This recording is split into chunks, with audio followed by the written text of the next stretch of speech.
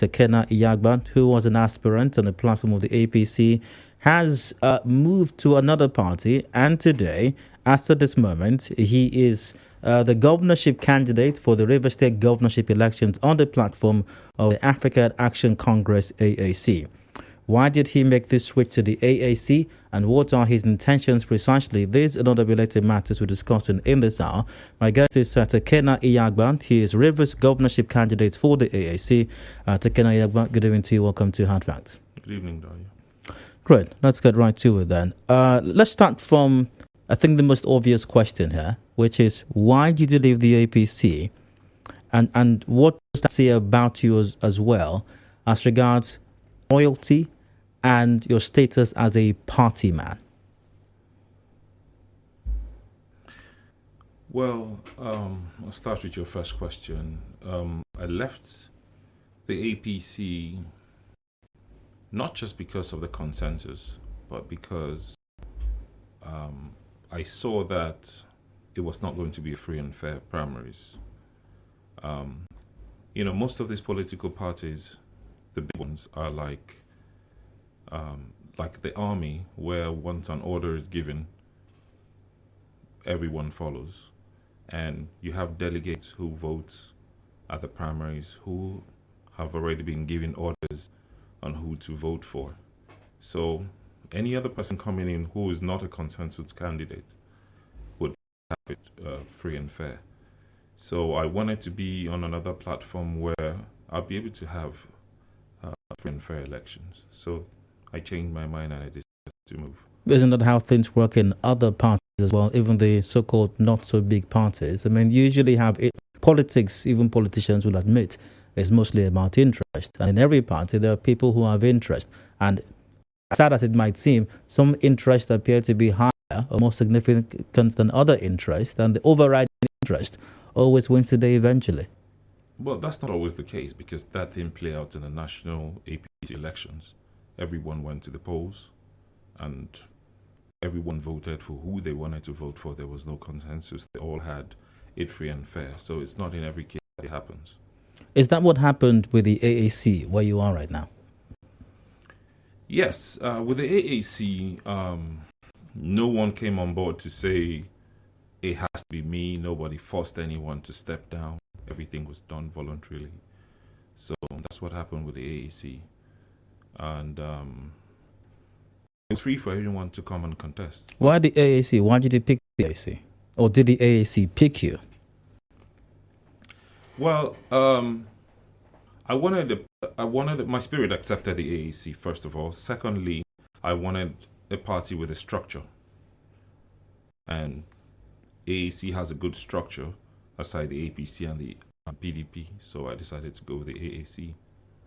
Now, I've checked, and correct me if I'm wrong, I'm not aware that you have any political experience. I couldn't find anything. And like I said, I could be wrong. Now, with a person who's, from my checks, has got no political experience, how do you hope to convince the residents of Rivers State, or anyone else for that matter, that you are competent enough and that you've got the capacity to lead not just any state? No states are equal, yes, but Rivers State does have its peculiar challenges, if you know what I mean.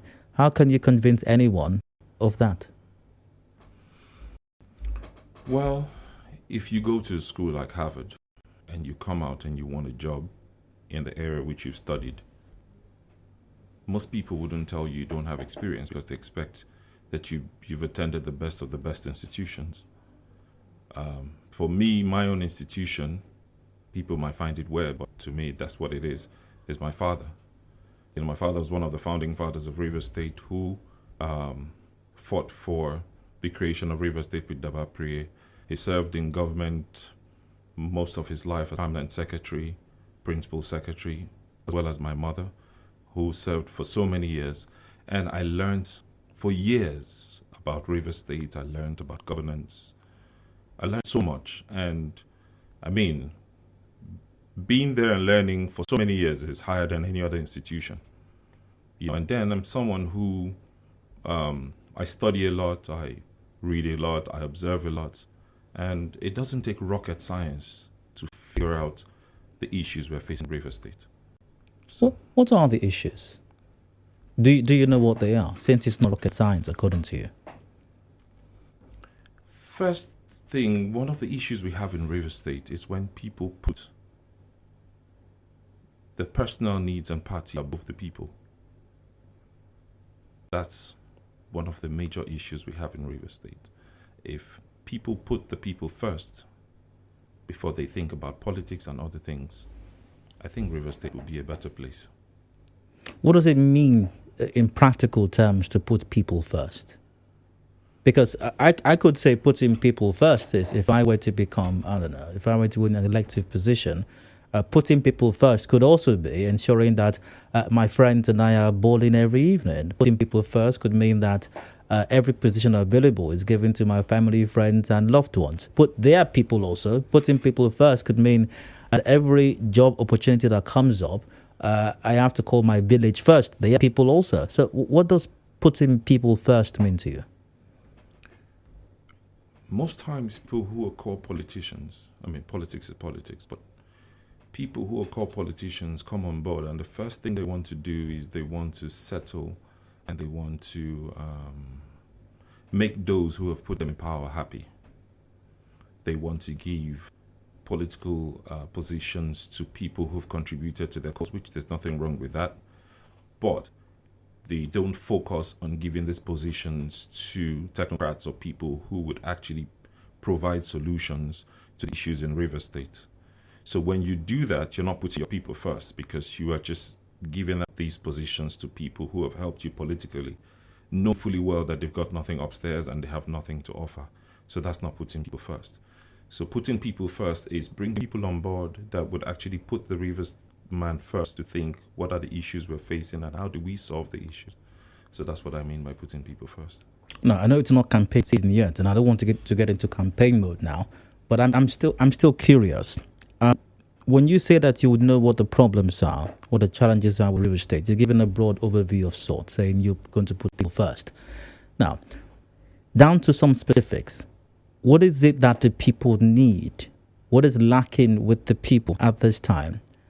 And what is it that you intend to do to change that narrative, to ensure that they now have, or they will have, what is it that they're lacking presently? One of our major issues in Rivers State is security.